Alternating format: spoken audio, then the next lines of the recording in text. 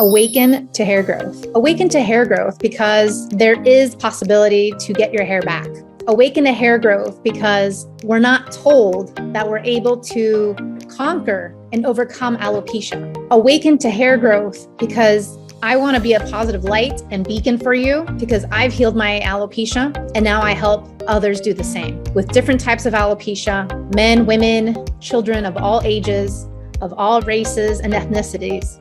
Hi, everyone, and welcome back to the Alopecia Angel podcast, Awaken to Hair Growth. I'm your host, Johanna Dahlman, and today we are talking about the misinformation of alopecia. And like most of you, when I was first diagnosed, you probably went straight to Google or the website or any website or just a search engine and started looking at why and what alopecia was. And this is kind of the start, right, for many of us, because alopecia is one of those words where maybe you didn't grow up with it unless you knew somebody with it. And there's tons of misinformation from no cure to no options to this, to that, to a lot of articles and personal stories from people who've done and tried tons of medications and who've seen the downside of it, or to those people who've tried a lot of things and have spent so much money and time and resources to not see anything work. And this is a problem because there is a lot of marketing out there and there is a lot of misinformation, and it's up to you, the consumer and the person going through alopecia, to have to go and weed through all of this. But I wanted to talk about today, not just the information, but I also wanted to bring light to myths in regards to alopecia, and some of these myths that a lot of people tend to believe and they shouldn't be believing. One of the myths is that you can't heal alopecia and that there's no cure for it. And they say there's no cure for it, but it's really because there's not a one size fits all approach. There's not the one pill, the one shampoo, the one cream, the one anything that will work the same for everybody. So that's one of the myths, and that's a big myth. Another myth is that hair loss is because of your age. And I find that that myth is also wrong on so many levels because, I got alopecia in my 30s, I healed, I'm now in my 40s, and I still have tons of hair. So it's not about your age, it's about how you support your body and how your health blooms. The more our health blooms, the more and the better our health and hair will be. And another myth is that hair loss is because you've colored it too much, or because there's too much toxins in the color dyes, too many treatments, whether that's the keratin or any of these other types of hair treatments. And I will say that there are certain treatments that aren't as healthy as others. And I've always colored my hair. I've always known for my highlights. I've been doing highlights since I was 13, kid you not.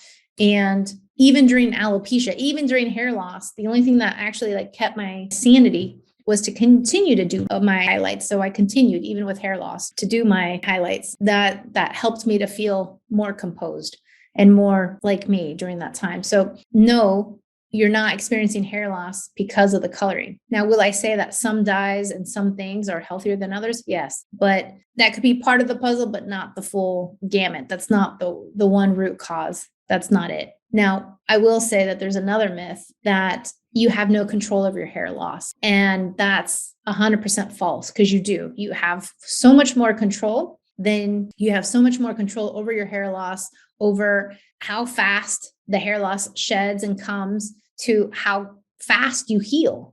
And I say this because in my program, in the Hair and Heal program, I have clients that in 2 to 4 weeks, the hair loss stops, like the hair shedding stops completely. 2 to 4 weeks. That's not a long time. And we can make this happen. And for those of you who are listening to this, who are experiencing the hair shed, well, it doesn't have to go on for months or years. This can stop immediately once you put in all the steps and all the ingredients into this recipe. The other side to this is that you do have so much more control over your hair loss, even if you're bald. So even if you're at alopecia universalis and you want to have hair growth, you still have control over your hair loss and over your hair growth. Because if you're at, let's say, alopecia universalis, all you have is to move up. You can't get any worse, so to speak, right? Because you've already lost it all. But you can improve and you can continue to improve.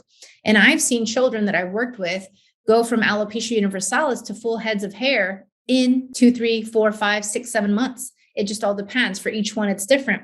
But they've started at alopecia universalis and they've seen the hair growth. And once that starts coming, it's like open the floodgates, boom. And they see the hair growth, but that's all about taking those steps, taking the action, and then also being able to be consistent, because consistency is key with anything, right? We can't just go to the gym one day and think we're done. We need to do this on a continuous basis. Another myth is that diet and lifestyle have nothing to do with hair loss. And it has everything to do with hair loss, because before the hair loss, the precursor to all that is the hair growth. And that's very important because you need the health for the hair. So this is why this is the Hair and Heal program, because you want to heal the hair growth with optimal health. And this is what I help you do. And another hair myth is that you can heal alopecia with topicals alone. There's not one topical on the market that will heal alopecia 100% completely for everybody around the world. If that was the case, there would be a cure for everybody, and there's no such thing. So for any of you looking and using topicals, like this is it, this is going to help, save your money. It's not going to. The topical solutions are not the end all game. The topical solutions will not move the needle. Alopecia is a bigger animal than just topical solutions. This is why all of you have tried it and it hasn't worked. Another myth that I wanted to talk about is that many people think that you can't heal hair loss after 5, 10, 15, 20, 25 years when you can. And this is important to know because many people think, oh, I've had alopecia for 40 years. Oh, I've had alopecia for, 30, 20, 15 years, 10 years. Can I still be healed? Yes. If you are breathing and if you have the desire and the will for improvement, you can heal. Another myth that I wanted to talk about is that, this method or your method is only for certain people. I say this because I've had clients from every race and nationality around the world, people from the UK and South Africa, Nigeria, people from South Africa, Australia, Latin America, Spain, the Netherlands, Denmark, China, Hong Kong, Malaysia, Oman, Jordan, Dubai, US, Canada, Mexico, you name it. I've had clients from all over the world. And guess what? It helps them all the same because the body is the body and hair is hair, regardless of the texture, regardless of the type of hair, regardless of the color of hair. It works all the same. And this is the beautiful part because even though we're all very individualized, the program is personalized to you, but at the same time, hair is hair and the body and the biology is set up in a way where if you follow it and support it and you understand it and you follow the steps, you will see results. And so this is very, very important. There's a lot of misinformation out there. And again, you have much more control than what you think. And the wigs, the laser caps, the derma rollers, the PRP is not necessary for alopecia. It just isn't. And it's not necessary to heal alopecia either. All you need is the willingness and the desire to heal and also to take action. That's what it is. It's desire plus action equals results. Now, mindset is also a nice added bonus, but if you've been following me, you can tell I'm very positive. I'm very optimistic.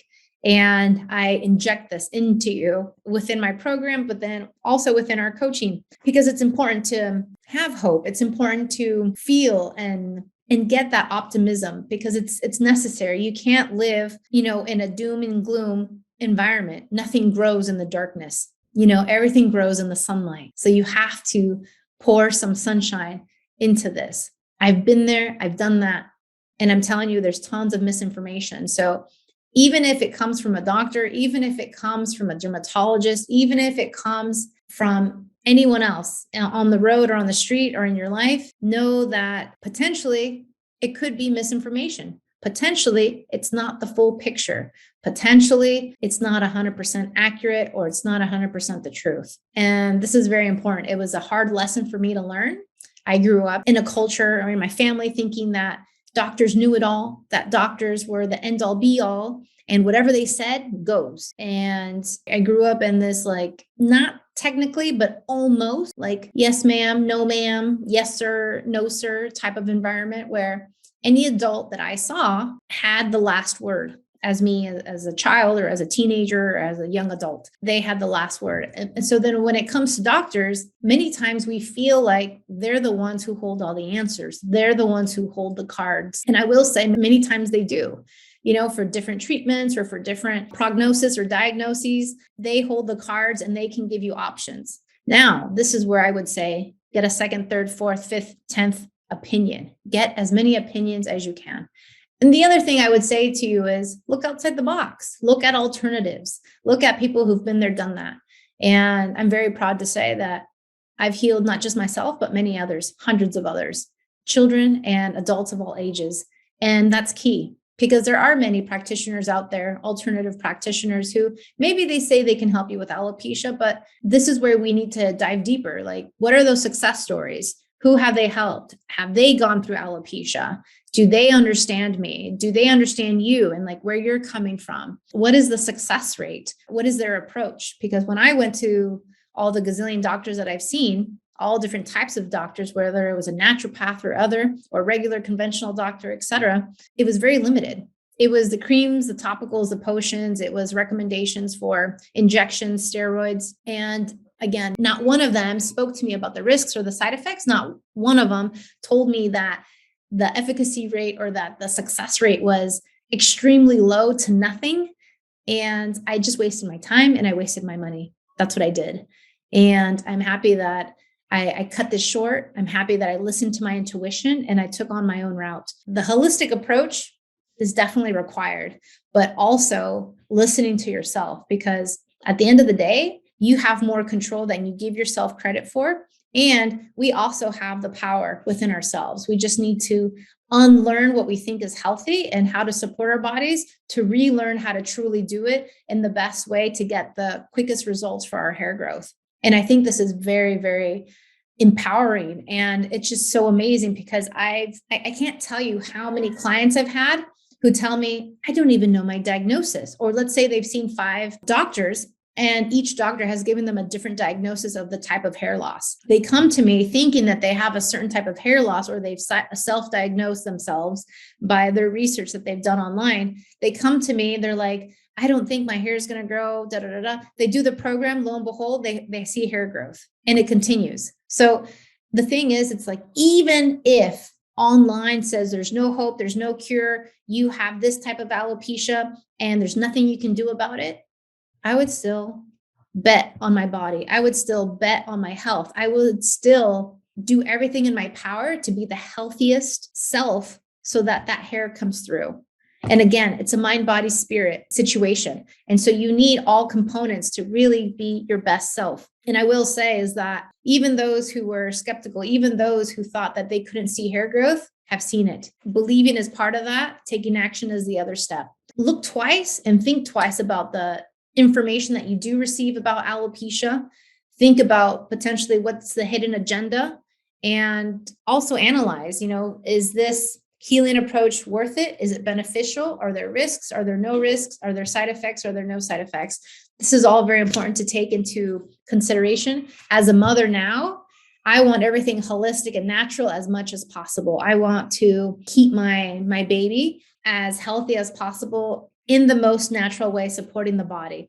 And having gone through alopecia myself and healing myself, I'm actually better prepared now, so much more now, to protect him from any and all things as much as possible. So it's really a crash course into unlearning to relearn what true health looks like and being your best self.